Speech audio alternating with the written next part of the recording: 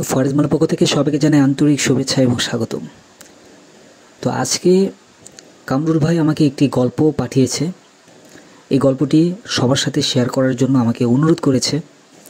তো গল্পটি আমি সম্পূর্ণ পড়েছি, তার ইতিহাসটি আমি একদম নিস্তব্ধ হয়ে গিয়েছিলাম গল্পটি সম্পূর্ণ পড়ে। এটা শুধু গল্প না, এটা তার জীবনের একটা বাস্তব রূপটা তুলে ধরেছে।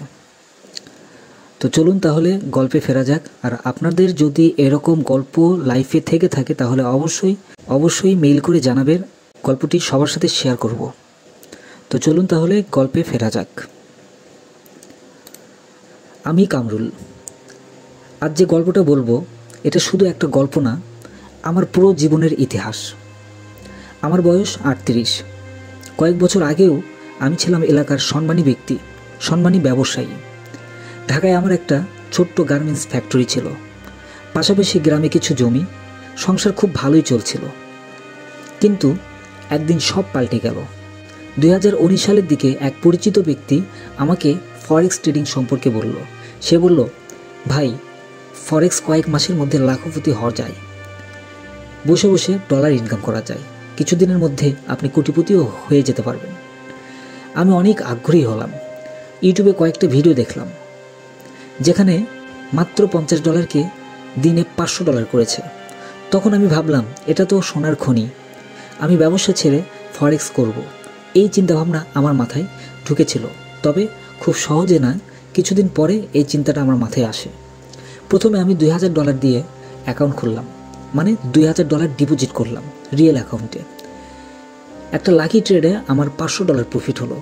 মনে হলো, ব্যবসায় এত পরিশ্রম করব কেন, ফরেক্সে তো খুব সহজেই আয় হচ্ছে। কিন্তু আশিক ভাই, পতনের শুরুটা ঠিক সেখানেই। পরের সপ্তাহেই বড় একটা নিউজ ছিল। মার্কেটের ফুল এলোমেলো আচরণে এক রাতেই পুরো $2000 আমার শেষ হয়ে গেল। আমার অ্যাকাউন্ট জিরো হয়ে গেল। আমি ভীষণ রাগে অন্ধ হয়ে গেলাম।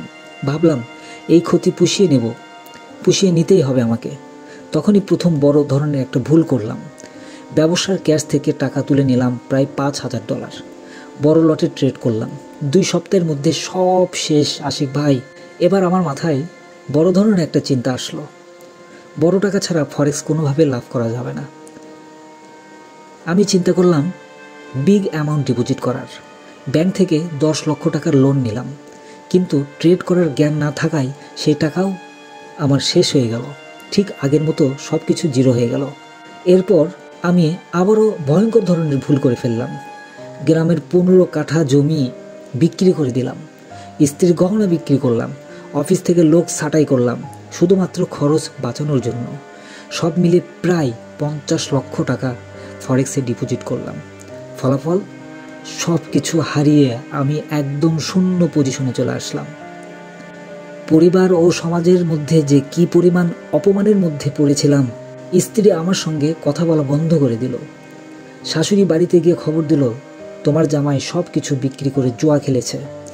এলাকার মানুষ পেছনে খুব হাসাহাসি করত। আমার ছেলের স্কুলের ফি দিতে পারিনি। একদিন সে কাঁদতে কাঁদতে বলল, বাবা, আমরা গরিব হয়ে গেছি, তাই না? আমি ওর চোখের দিকে তাকাতে পারিনি। এক রাতে আমি সিদ্ধান্ত নিলাম, আমি মৃত্যুবরণ করব। মৃত্যু ছাড়া আমার কোনো উপায় নেই।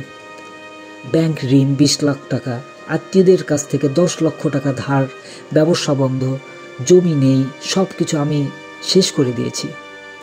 আমার জীবনের আর কোনো মূল্য নেই। মূল্য আছে বলে আমি মনেও করি না। সেই রাতে আমি মৃত্যুর সিদ্ধান্ত নিয়েছিলাম, কিন্তু আল্লাহ হয়তো আমাকে তখনও বাঁচিয়ে রেখেছিলেন। সেই রাতেই ইউটিউবে সার্চ করতে গিয়ে হঠাৎ করেই একটি চ্যানেল আমার চোখে চলে আসে। ভিডিওটির টাইটেল ছিল, ফরেক্স সব হারিয়েছেন, নতুন করে শুরু করার পথ আবারও পাবেন। আমি ভিডিওটা ক্লিক করলাম। ভাই বলছিলেন, ফরেক্স জুয়া নয়, এটা একটা স্কিল। সব হারানো মানেই যে সব কিছু শেষ এমন না, সঠিক পথে শিখলে নতুন জীবন শুরু করা যায়। আমি ভিডিও দেখে কেঁদে ফেললাম। মনে হলো আমি আমার নিজের গল্পটাই শুনছি, আপনি আমার নিজের গল্পটাই বলছেন। পরের দিন থেকে আমি সিদ্ধান্ত নিলাম, না, এবার শিখে করব। প্রায় 3 থেকে 4 মাস ফরেক্স বাংলা ইউটিউব চ্যানেলের ভিডিওগুলো আমি দেখেছি। বেসিক থেকে শুরু করে অ্যাডভান্স লেভেল পর্যন্ত সবগুলো ভিডিও দেখেছি। ডেমোতে প্রায় 3 মাস প্র্যাকটিস করলাম, রিস্ক ম্যানেজমেন্ট শিখলাম, প্রাইস অ্যাকশন শিখলাম, মার্কেট ট্রেন্ড শিখলাম, আরও নিউজে কীভাবে ট্রিক অবলম্বন করলে প্রফিট করা যায় সেই বিষয়গুলো শিখলাম। সবচেয়ে বড় কথা হলো আবেগ নিয়ন্ত্রণ করতে শিখলাম। আজ আমি অনেক বড় প্রফিটে নিই, কিন্তু ছোট্ট অ্যামাউন্ট দিয়ে ধীরে ধীরে প্রফিট করছি, ঋণ শোধ করছি, কিন্তু আমি জানি না কতদিনে আমার এই ঋণগুলো শোধ হবে। আজকে আমার যেইটুকু নলেজ হয়েছে, এই নলেজে যদি আমার কাছে $50,000 থাকতো তাহলে হয়তোবা আমি আরও অনেক দূর পর্যন্ত এগিয়ে যেতে পারতাম। আমার স্ত্রী আবার কথা বলা শুরু করেছে, বাচ্চা স্কুলে ফিরেছে। আমি জানি পথ অনেক লম্বা, কিন্তু আজ আমার চোখে আশা আছে। ধন্যবাদ ফরেক্স বাংলাকে। আপনাদের এই ভিডিও না পেলে হয়তো আমি আজ বেঁচে থাকতাম না। তো এই ছিল কামরুল ভাইয়ের জীবনের গল্পটা। আপনাকে অসংখ্য ধন্যবাদ যে আপনি এখনও বেঁচে আছেন, সুইসাইড করেননি। জীবনের উত্থান এবং পতন এটা হবেই, এবং যে ক্ষতিগুলো হয়েছে সেই ক্ষতির দিকে যদি আপনি তাকিয়ে থাকেন তাহলে আপনার নতুন করে বাঁচার স্বপ্ন আর নতুন করে ইনকাম করার যেই প্রবল ইচ্ছাটা, এই ইচ্ছাটা আপনার আর আসবে না। সুতরাং আমি আপনাকে অনুরোধ করব যে কোনো প্রকার লোভ নয়, কোনো প্রকার হতাশা নয়, ফরেক্সটাকে খুব ইজিলি, খুব হার্ডভাবে না দেখে খুব সহজভাবে ফরেক্সটাকে নিজের আয়ত্তের মধ্যে নিয়ে আসুন এবং নিয়মিত ট্রেড করুন। বেশি সময় ফরেক্স ট্রেডিং করার কোনো প্রয়োজন নেই। নির্দিষ্ট একটা টাইমে বসে ট্রেড করবেন, প্রফিট করবেন, মার্কেট থেকে বের হয়ে চলে আসবেন। তো ধন্যবাদ সবাইকে ফরেক্স বাংলা ইউটিউব চ্যানেলের সঙ্গে থাকার জন্য। আপনার জীবনে এমন কোনো গল্প থাকলে অবশ্যই আমাদের সাথে শেয়ার করবেন, যে গল্পটি অন্যদের কাছে শেয়ার করলে তাদের যেন উপকারে আসে। আর ভিডিওটি যদি ভালো লেগে থাকে বা এই ভিডিওর যে গল্পটি আপনারা শুনতে পেলেন এরকম যদি কোনো হিস্টোরি থেকে থাকে তাহলে অবশ্যই কমেন্টের মধ্যে জানাবেন। আর ফরেক্স বাংলা টেলিগ্রাম চ্যানেলে জয়েন করতে ভুলবেন না। ধন্যবাদ সবাইকে ফরেক্স বাংলার সঙ্গে থাকার জন্য।